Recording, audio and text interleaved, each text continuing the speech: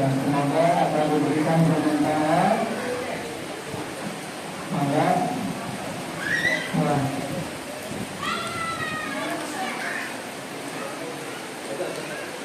yang pertama malah menyerahkan bantuan atas nama donatur, atas nama muslimin yang telah menyediakan sarana kegiatan bangunan di wilayah ini.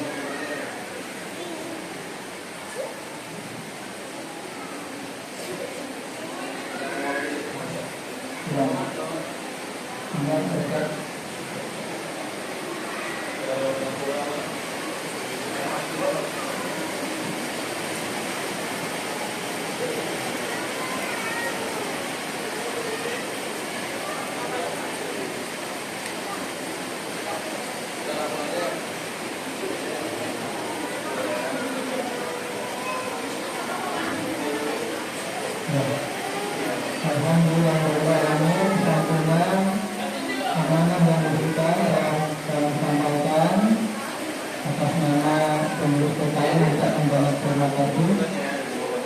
Semoga Allah berikan pahala dan kebaikan yang berguna.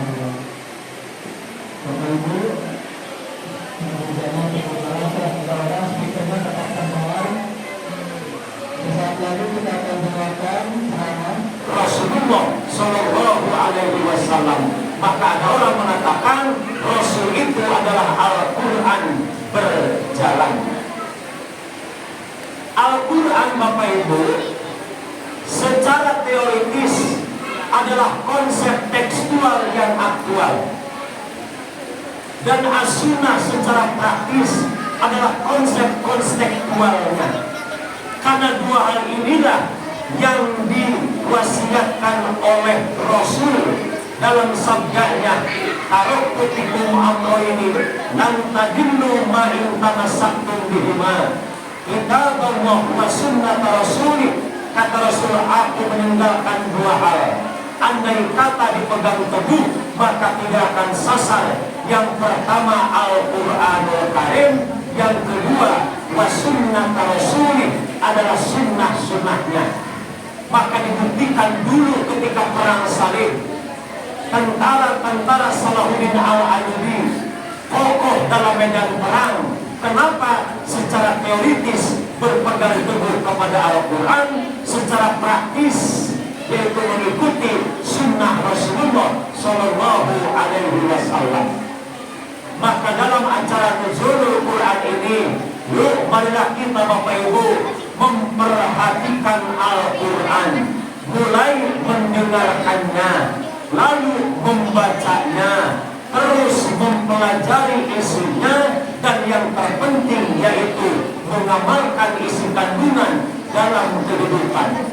Jujur saja, kalau kita presentasikan secara kuantitas kita memang mayoritas, secara kualitas berapa persen orang yang bisa membaca Al-Quran, berapa persen orang yang paham isi kandungan Al-Quran, dan berapa persen orang yang sudah mengamalkan Al-Quranul Karim. Makanya saya prihatin Bapak Ibu, hasil survei anak SMP dari sekian banyaknya di satu sekolah itu hanya 20%. Jadi kalau 1000 anak SMP yang lancar itu hanya 200 orang anak. Sisanya wallahu a'lam. Makanya Bapak Ibu, bimbingan bagi anak-anak kita, Pak. Raja Richard, Panglima Perang Salib, mengatakan, kalau ingin menghancurkan umat Islam, jauhkan mereka dari Al-Quran dan Sunnah. Makanya Bapak Ibu, orang-orang Yahudi, orang-orang Nasrani begitu memperdaya kita, menjajah kita melalui teknologi supaya anak-anak kita jauh dari Al-Quran dan Sunnah. Makanya alhamdulillah di kita, khususnya di Panorama Bandung Rasa, anak-anak kita dididik, digembleng bagaimana supaya bisa membaca Al-Quran, syukur-syukur memahami isi kandungan Al-Quranul Karim, maka insya Allah anak-anak kita menjadi generasi Qurani. Karena apa? Ingat dalam satu hadis, man kana yarju liqa Allah al-yukrim ahlallah. Barang siapa orang yang bertemu dengan Allah, maka muliakan ahli Allah. Siapakah ahli Allah? Sahabat bertanya, ya Rasulullah, man ahlullah di dunia? Siapa keluarga Allah di dunia? Kata Rasul, alladzina yaqra'una al-Quran, orang-orang yang membaca Al-Quran, orang-orang yang hafal Al-Quran, orang-orang yang mengamalkan isi kandungan Al-Quranul Karim. Makanya Bapak Ibu, tantangan besar untuk kita sebagai orang tua, tantangan besar untuk kita sebagai pendidik, para ustaz dan ustazah di zaman sekarang, Pak, sulitnya bukan main. Apalagi di zaman sekarang teknologi, anak-anak betah lebih main handphone, main gadgetnya daripada membaca Al-Quranul Karim. Tidak hanya anak-anak, jujur saja kita pun orang tuanya seperti itu. Makanya Bapak Ibu, pertama minimal Pak, kita untuk mendapatkan pahala dari Al-Quran mendengarkan. Makanya mendengarkan saja mendapat pahala. Man istama'a ila ayatin min kitabillahi kanat lahu nuran. Barang siapa orang yang mendengarkan Al-Quranul Karim, kanat lahu, maka akan menjadi nurun, cahaya dalam dirinya. Mohon maaf Bapak Ibu, tidak sedikit orang-orang yang merasakan, cek bahasa saudara sama rasa, ketika ada orang yang membaca Al-Quran. Kalau kita mendengarkan Al-Quran, ngaragepkeun mendengarkan sebagaimana perintah Allah, qul Al-Quran fastami'u wa ansitu la'allakum turhamun. Karena Al-Quran kita dengarkan. Karena apa? Hadis kata Rasul bisa menjadi cahaya, bahkan mendapatkan pahala bagi orang-orang yang mendengarkannya. Makanya Bapak Ibu, mendengarkan Al-Quran dan mendengarkan musik jauh Pak Bu. Mungkin Al-Quran tiis nembus karena hati, tapi ngadenge dangdut tembusna karena birit hayang dogen. Makanya mendengar Al-Quran beda. Maka orang hidup dibacakan Al-Quran bagus, orang mati dibacakan Quran. Saya orang sakit dibacakan Quran pun ternyata menjadi obat. Dalam kondisi apapun dibacakan Quran itu bagus Pak. Seperti orang yang sakit bacakan Al-Quran, orang yang sedang najah bacakan Al-Quran. Bahkan Pak Bu, ketika dalam kesusahan pun, maka solusi dalam kehidupan kita satu, apa? Al-Quranul Karim.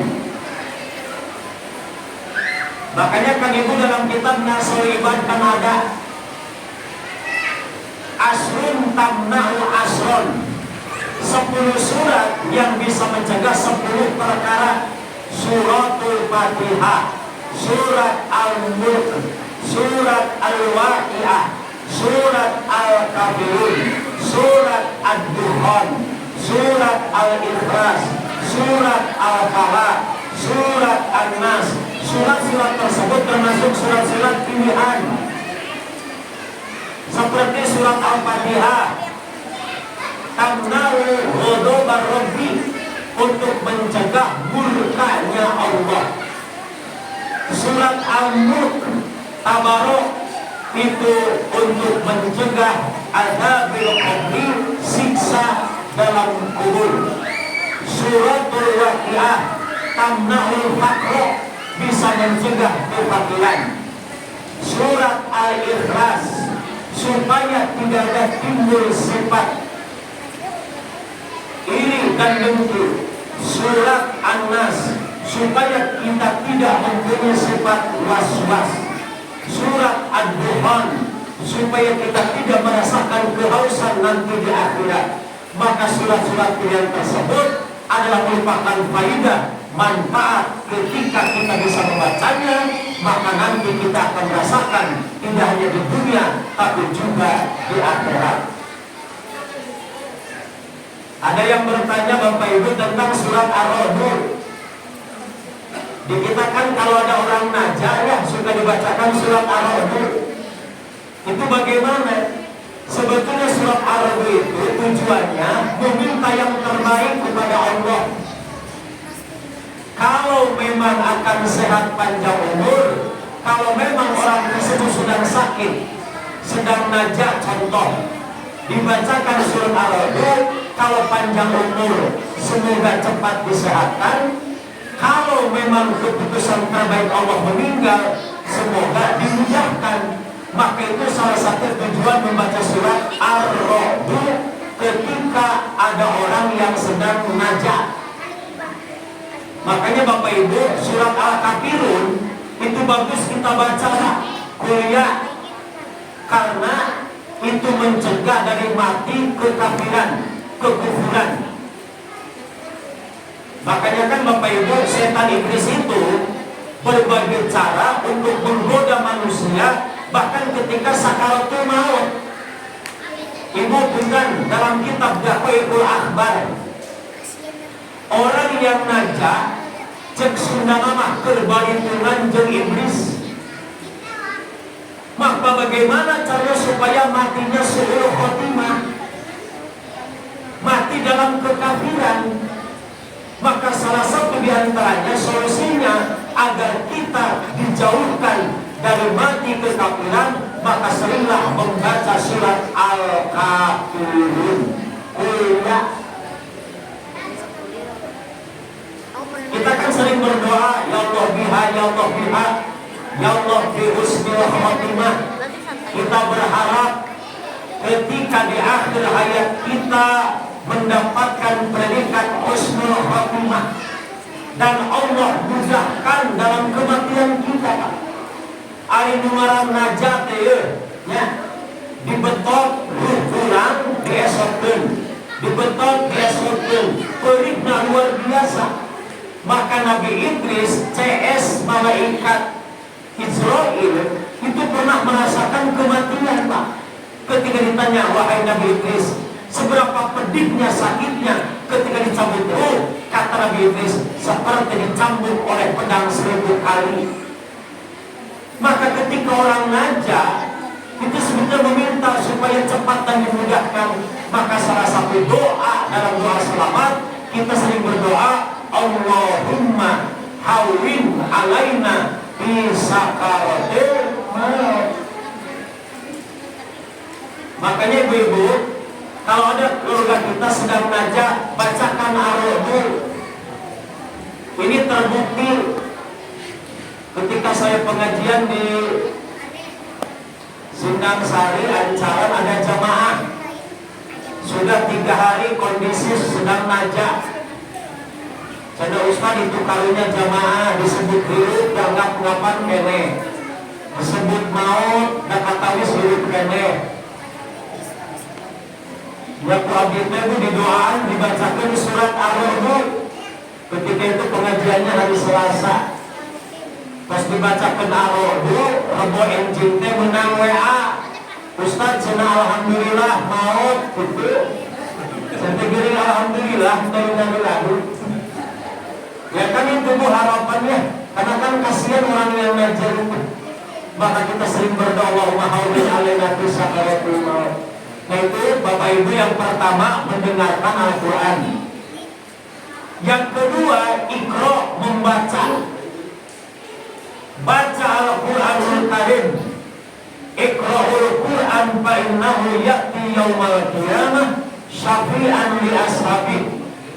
Bacalah Al-Quran, karena Al-Quran syafi'an li ashabih, akan memberikan syafaat bagi orang-orang yang membacanya dan mengamalkannya. Makanya kan dalam hadis ada as-shaumu wal Qur'an yashfa'ani lil abdi yaumal qiyamah. Puasa dan Al-Quran itu bisa memberikan syafaat untuk hambanya nanti ketika di hari kiamat. Makanya Bapak Ibu, hiasilah rumah kita dengan bacaan Al-Quranul Karim. Zayyinu buyutakum bitilawatil Quran. Hiasi dengan bacaan Al-Quranul Karim. Termasuk ibu-ibu, saya kasih ilmu. Mungkin di antara ibu-ibu punya anak kecil, pernah nangis di waktu sore atau malam.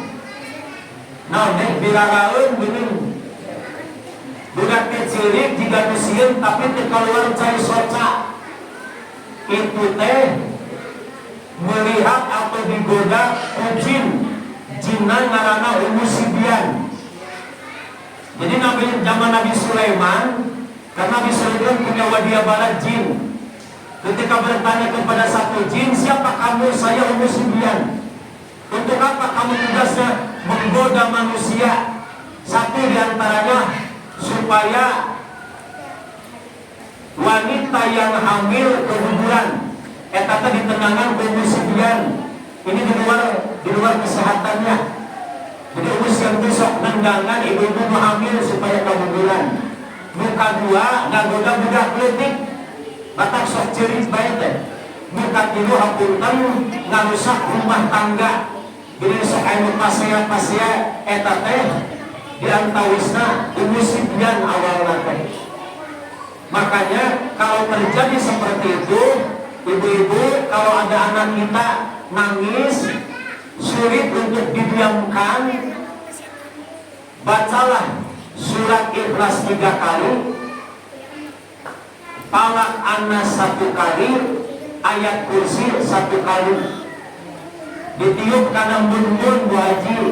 Lamun aya budak cerik, tapi tadi lamun cerikna sore atau lamun penting.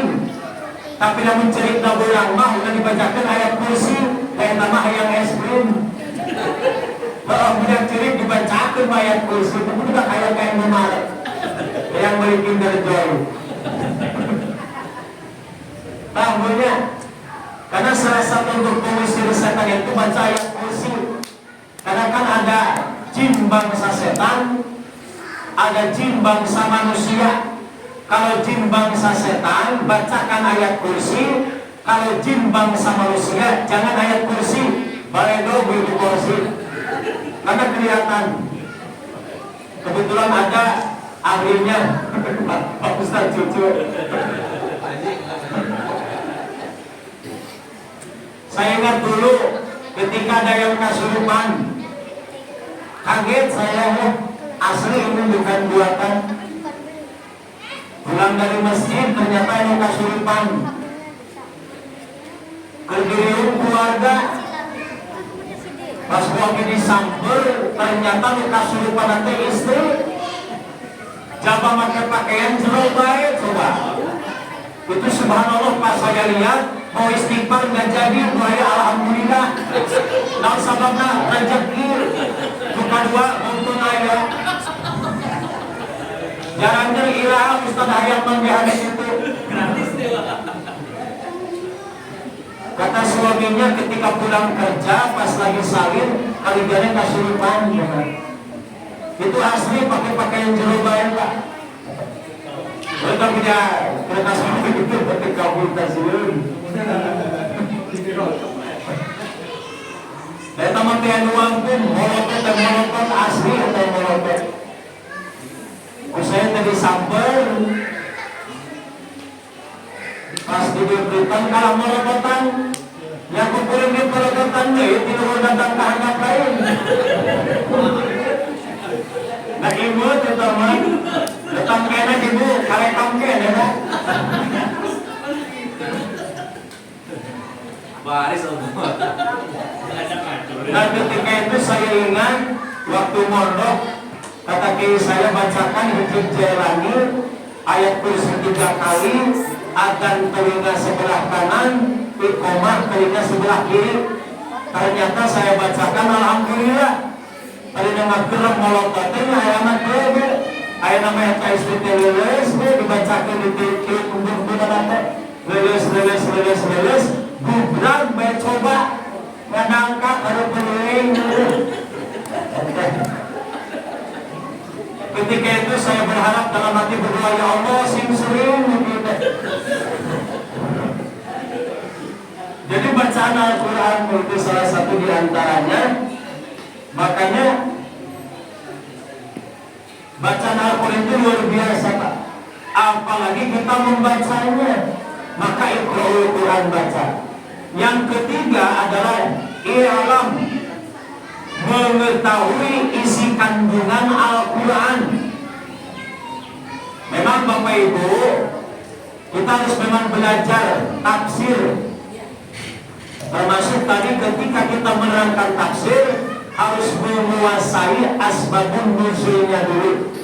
Karena ayat-ayat Al-Quran itu ayat mujmal, garis besar, butuh penerangan khusus secara detail.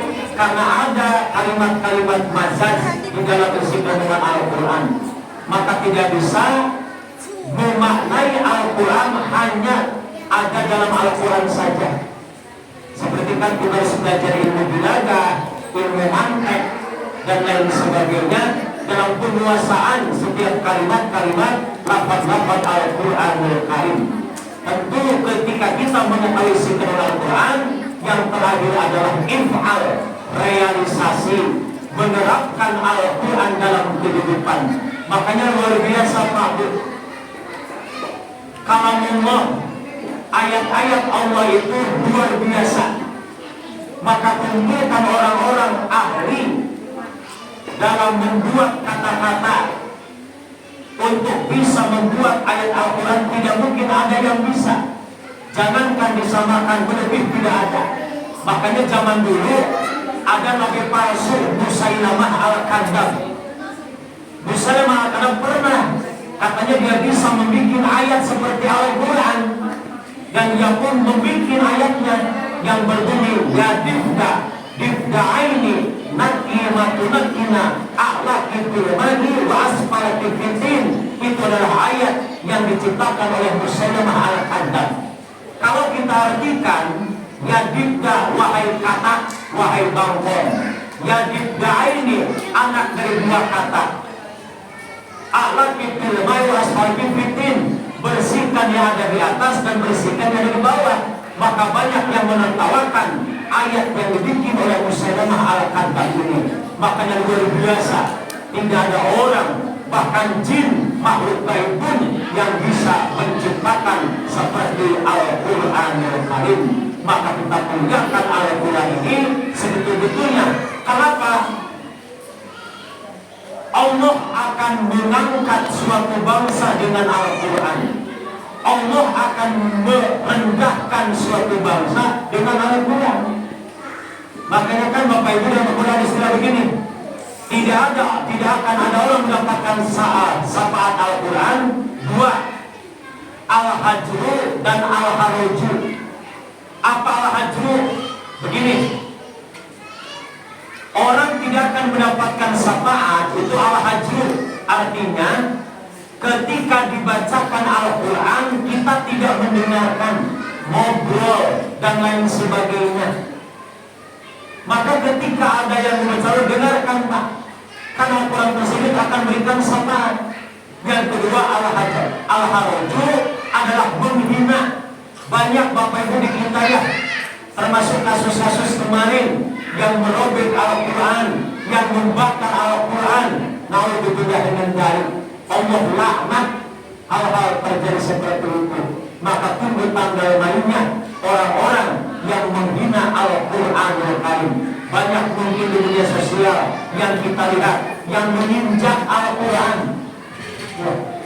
Makanya Bapak Ibu, etika dalam Al-Quran itu harus betul-betul kita junjung tinggi.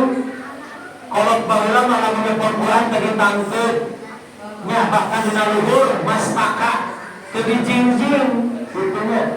karena betul-betul memuliakan, tidak disimpan di bawah sejajar dengan kaki, tapi di atas.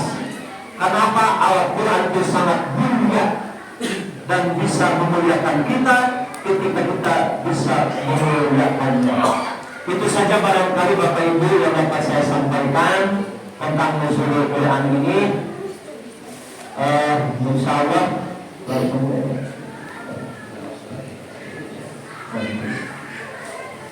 alhamdulillah bersyukur kepada kajian satu sore tulisan Nabi tentang Al-Quran. Terima kasih kepada semua yang menyampaikannya, Bapak Ibu.